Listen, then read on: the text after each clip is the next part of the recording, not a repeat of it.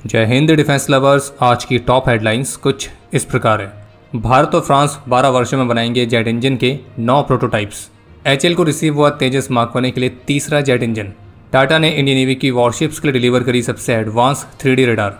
Delhi police ने bast किया Pakistan based एक special pan India terror module. और P8I एयरक्राफ्ट की डील पर नेगोशिएट करने के लिए यूएस डेलीगेशन करेगा भारत को अगले सप्ताह विजिट।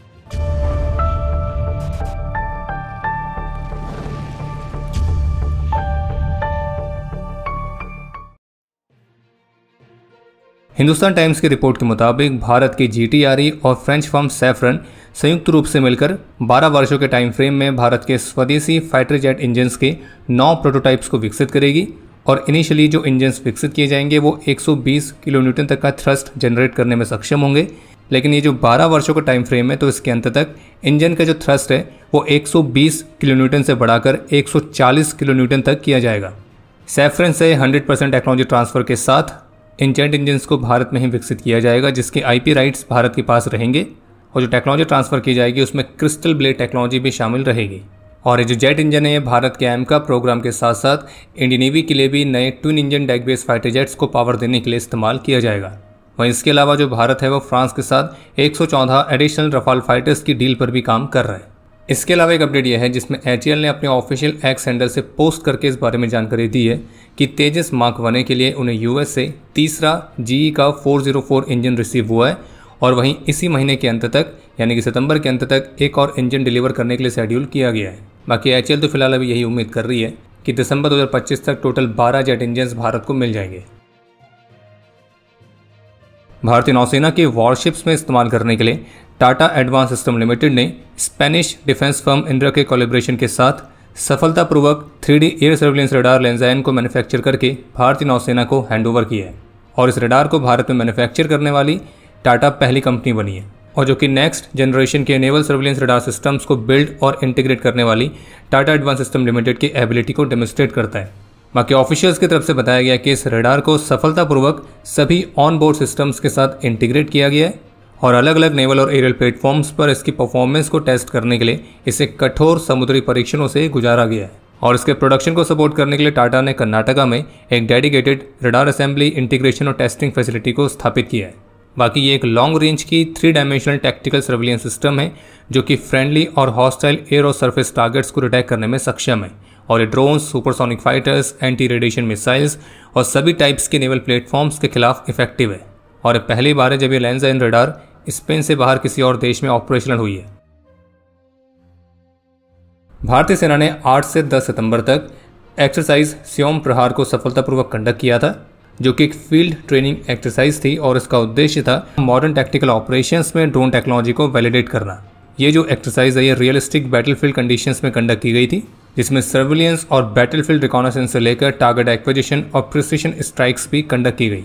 और जिस तरह से मॉडर्न वॉरफेयर में UAVs एक महत्वपूर्ण भूमिका निभाते जा रहे हैं और UAVs आज के समय में एसेट और थ्रेट दोनों ही हैं, तो इन्हीं सब बदलते हुए स्थितियों को देखते हुए इस तरह की एक्सरसाइज के माध्यम से जो आर्मी है वो अपनी कॉम्बैट इफेक्टिवनेस को बढ़ाती है। बाकी स्योम प्रहार के दौरान भविष्य के बैटलफील्ड्स के लिए नई तरह की टैक्टिक्स, टेक्निक्स और प्रोसीजर्स को भी डेवलप और वैलिडेट किया गया है, जिसमें कन्वेंशनल फायर पावर के साथ ड्रोन्स के इनपुट्स को इंटीग्रेट करना, एक जॉइंट टारगेटिंग प्रोसेसेस को रिफाइन करना और कॉम्बैट सिनेरियोज में तेजी से निर्णय लेने वाली क्षमता को सुनिश्चित करना।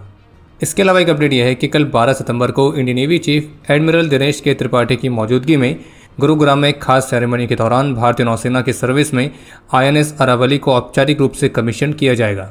और INS अरावली भारतीय नौसेना का एक नया बेस है जो कि नेवी के लिए अलग अलग इंफॉर्मेशन और कम्युनिकेशन सेंटर्स के सपोर्ट के तौर पर काम करेगा।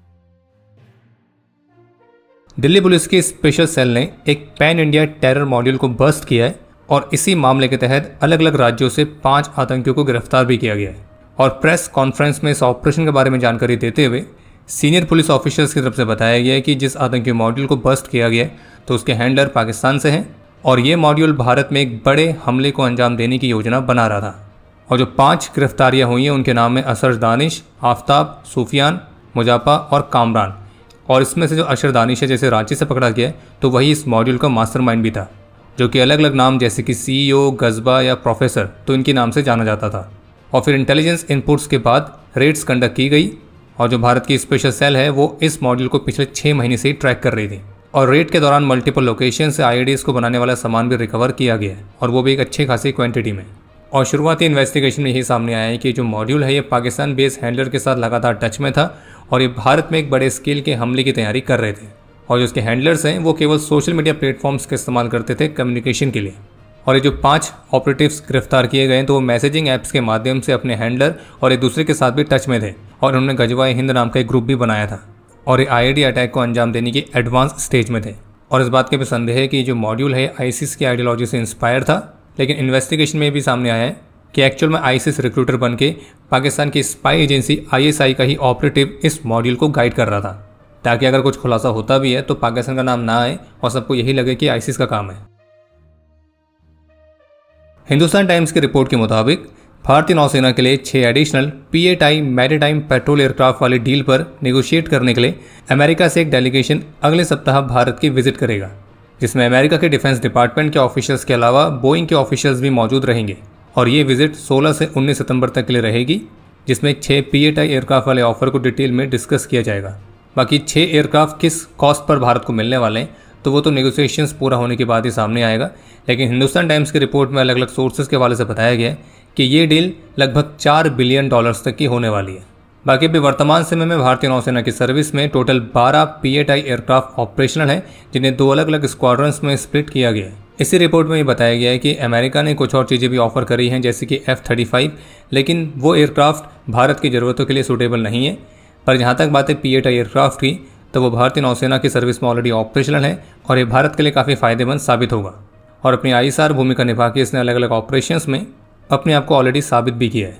इसके अलावा एक और अपडेट है कि 22 से 30 सितंबर तक के लिए भारतीय वायुसेना ने नॉर्दर्न रीजन में एक्सरसाइज के लिए नोटिफिकेशन जारी किया है। बाकी अब समय है आज के इतिहास का। आज के दिन 1967 में नाथुला में अपने अदम्य साहस और वीरता का परिचय देते हुए मेजर हरभजन सिंह वीर गति को प्राप्त हुए थे और इन्हें मरणोपरांत महावीर चक्र से सम्मानित किया गया। और आज से 1967 में नाथुला क्लैशेस की शुरुआत हुई थी, जो कि 3 दिन तक चला था। और चीन के साथ हुए इसी क्लैश में चाइनीज़ आर्मी को इस बार भारतीय सेना ने समझा दिया था कि भारत 1962 वाली गलती दोहराने वाला नहीं है। और इस क्लैश में चाइनीज़ आर्मी के 300 से अधिक सोल्जर्स मारे गए थे और जबकि 450 से अधिक घायल हुए थे। बाकी आपके लिए आज का प्रश्न है कि नाथुला क्लैश किस जगह पर हुआ था। और अब समय है आज के टॉप 3 कमेंट्स का, जो ये रहे आपकी स्क्रीन पर।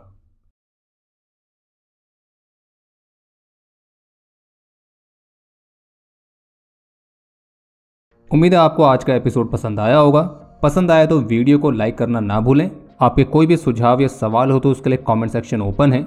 और अगर आप डिफेंस रिलेटेड और भी एक्सक्लूसिव कंटेंट में दिलचस्पी रखते हैं तो आज ही प्ले स्टोर से डिफेंस स्क्वाड की सुपर ऐप को डाउनलोड करना ना भूलें।